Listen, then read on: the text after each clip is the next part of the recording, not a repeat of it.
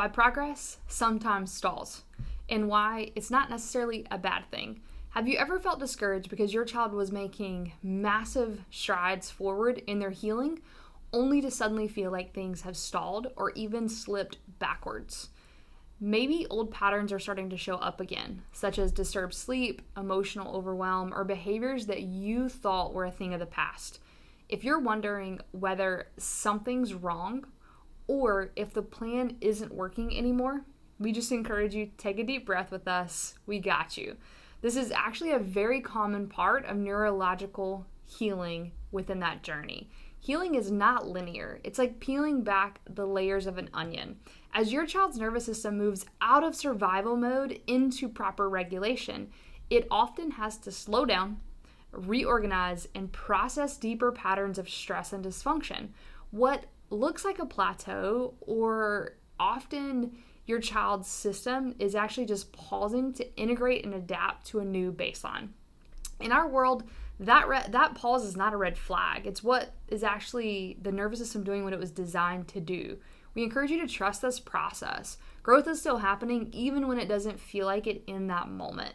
This message is for parents whose child is on their neurological healing journey. Whether your child struggles with sensory processing, ADHD, autism, anxiety, developmental delays, or other chronic health challenges, and you've noticed periods where progress seems to stall or even go backwards, today we're going to explain why these plateaus happen, from growth spurts and immune challenges to environmental factors and emotional stress.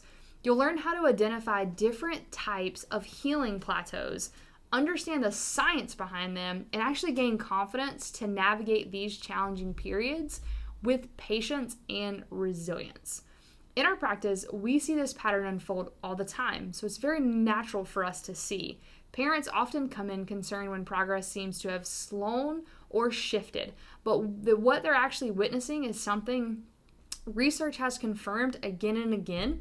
Healing isn't linear. As a neurologically focused chiropractor, we often remind families that the brain and the nervous system are incredibly adaptive. Through the lens of neuroplasticity, we understand that the brain can reorganize, form new pathways, and even create new neurons. But this transformation does not happen in a straight line. Instead, we see waves, right? That times of rapid progress followed by quieter periods where the body is integrating, regulating, and settling into the new level of function. This 2 steps forward, 1 step back rhythm is not a setback. It's the nervous system doing exactly what it was designed to do. It's going to create deep, sustainable change. So when things feel slow or even a little shaky, know this: the healing is still happening beneath the surface. So what's causing your child's plateau? Let's understand the why behind the pause. When you're in the middle of your child's healing journey, it's easy to worry when things seem to stall or even slip backwards. But plateaus are rarely a sign that something is going wrong. In fact, they're often a sign that your child's nervous system is working through deeper layers of chronic stress, proper regulation, and adaptation. So let's walk through some of the most common reasons why we see plateaus in care in our office, and why they're usually a part of the process and not a departure from it. The first one is going to be growth spurts and developmental milestones. The body's energy is redirected during these periods of rapid growth, and when your child is learning new skills, their body's energy shifts, and instead of pouring resources into healing previously stressed system, the nervous system focuses on the physical development and the neural integration. That can look like moodiness. We can see sleep disruptions. We can also see temporary regressions, but these aren't setbacks. They're a part of a bigger step forward. So when your child's nervous system successfully integrates new movement patterns or developmental skills, it becomes stronger and more resilient. The pause often comes right before a really big breakthrough. So the second one is going to be immune challenges. So fever and illness actually support brain growth. So when your child gets sick, it can actually feel like progress is disappearing overnight, But what if the illness is not a roadblock and it's actually a part of the body's healing intelligence? Fevers, for example, activate a powerful immune and neurological pathway.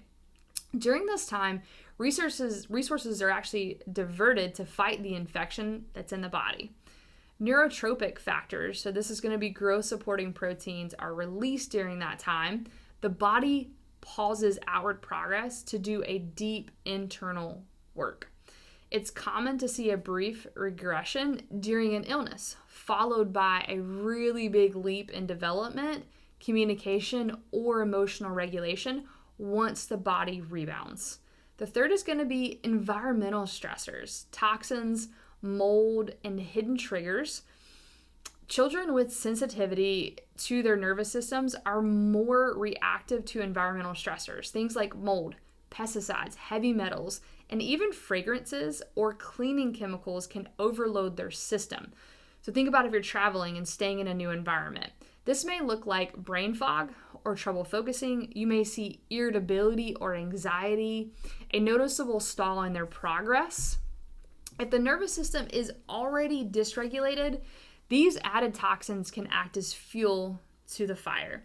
That's why supporting detoxification pathways and creating a low toxic environment can actually help the nervous system healing move forward again.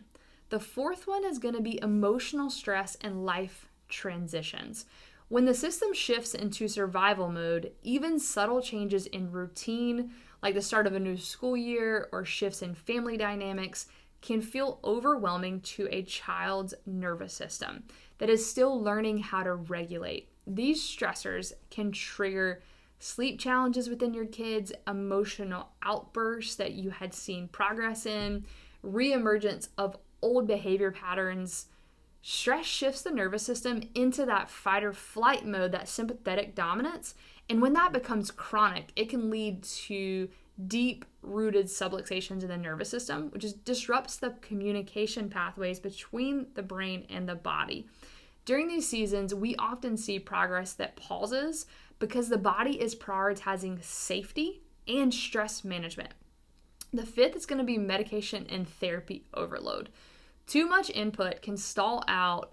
Medications can sometimes mute the outward signs of stress without addressing the underlying cause.